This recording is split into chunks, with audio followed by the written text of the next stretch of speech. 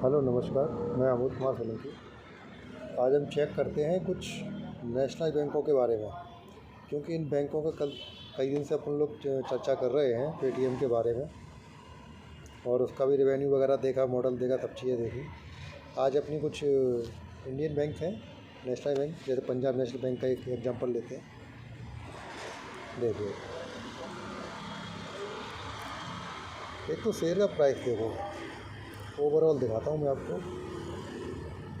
2002 में 8 रुपये का शेयर था, चलता रहा और एक टाइम तक ये 2010 में 212 रुपये में पहुँच गया। फिर वापस से ये गिरा। 5 साल पर आ जाइए।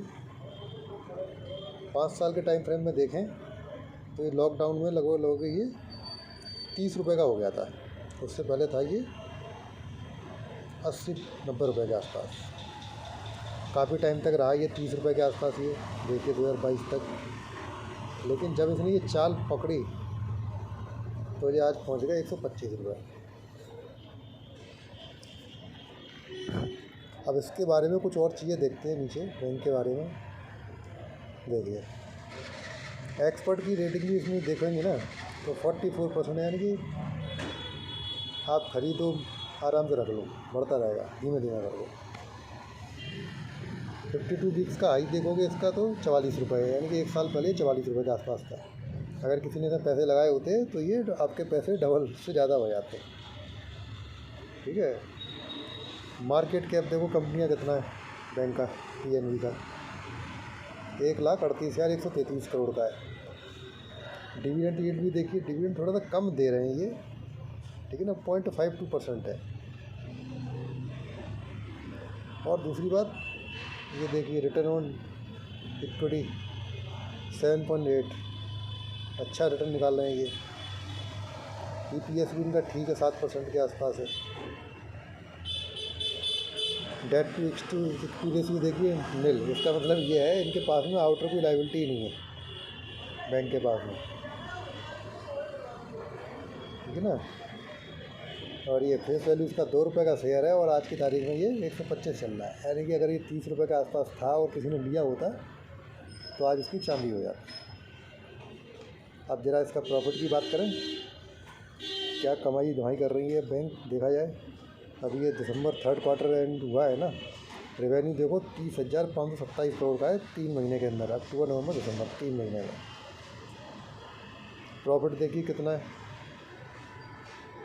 2253 करोड़ रुपए का। नेटवर्थ देखिए 1,03,000 करोड़ की। ये प्राइवेट कंपनियों से तो कहीं लाख गुना बेटर है। स्लो स्पीड में चल रहे हैं ये, लेकिन अब ईयरली में जरा नज़र डालो इसकी। पहले रेवेन्यू देखो ईयरली पे, 2019 में 59,000 करोड़, 64, इस तरीके से बढ़ता गया है और आज की तारीख में 99,000 का हो गया है। मतलब 31 मार्च 23 तक का डाटा दिखा रहा है इसमें अंदर। 99,000 करोड़ का इन्होंने कमाई करी। प्रॉफिट जनरेट किया इसने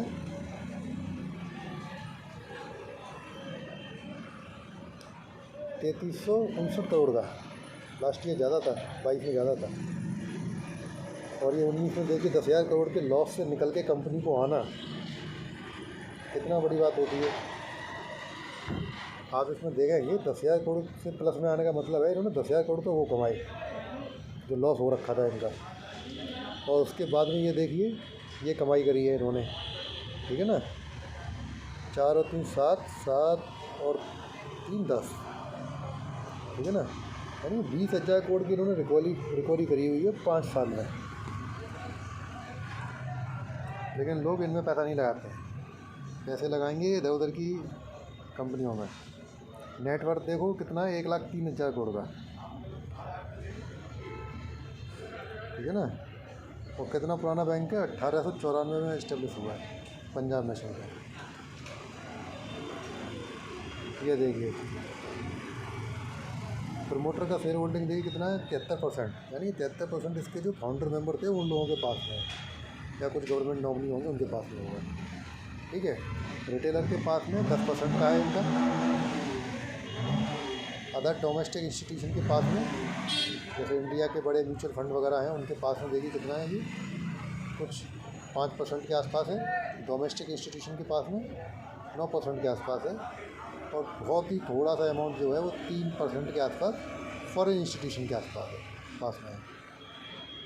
ठीक है, तो आगे इसमें और ज़्यादा चीज़ें आपको बताऊँ इससे तो क्या फ़र्क पड़ता है।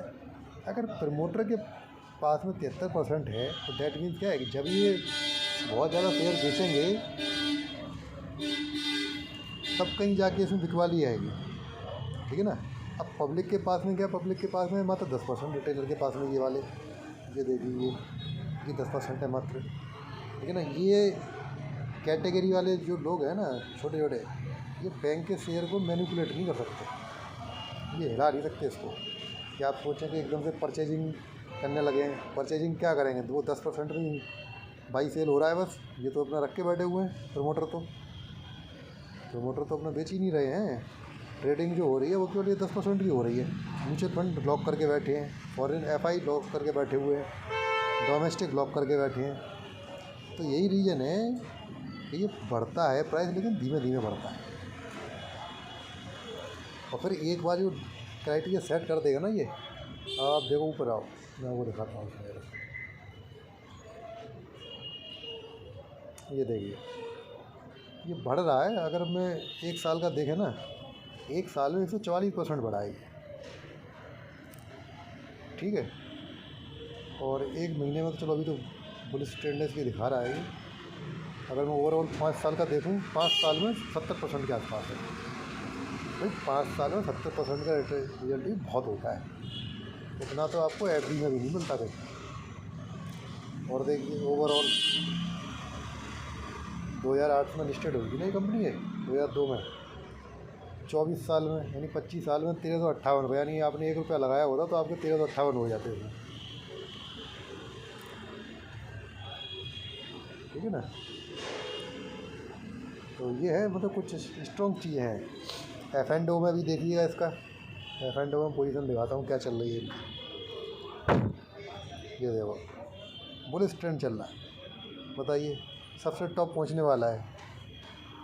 कल स्टॉक एक्सचेंज देखना, जब मंडे को खुलेगा तो इसके लिए ऊपर से और प्राइस निकालेगा 1-1 रुपये के मार्जिन से, तो मुझे टॉप पे निकल जाएगा सुबह। तो देखो क्या पोजीशन लगी हुई है, इधर देखो 122 पे कितना ऊपर इंटरेस्ट, मतलब गिरने का कोई चांस ही नहीं है इसका क्या दिखा रहा है, 128 130 तक पहुँचेगा शेयर ये। तो इसके अंदर भी बहुत सारी चीज़ें हैं अभी देखने के लिए, तो उसका थोड़ा सा एनालिसिस करेंगे हम लोग, और किसी दूसरी बैंक का कभी और करेंगे। जितनी भी आपको कंपनियां या बैंक वगैरह F&O में मिलती हैं ना देखने के लिए, उनमें मैनिपुलेशन ज़्यादा होता है थोड़ा सा, क्योंकि उसमें लोग बाग थोड़ा सा फ्यूचर ऑप्शन भी करते हैं। और जो कोई बैंक नहीं होती है F&O में, उनमें एटलीस्ट सट्टेबाजी नहीं होती, उसमें प्योर ट्रेडिंग होती है, इन्वेस्टमेंट होता है अपना। तो ऐसे ही किसी और बैंक का जो एनालिसिस है हम दोबारा करेंगे। आज के लिए इतना।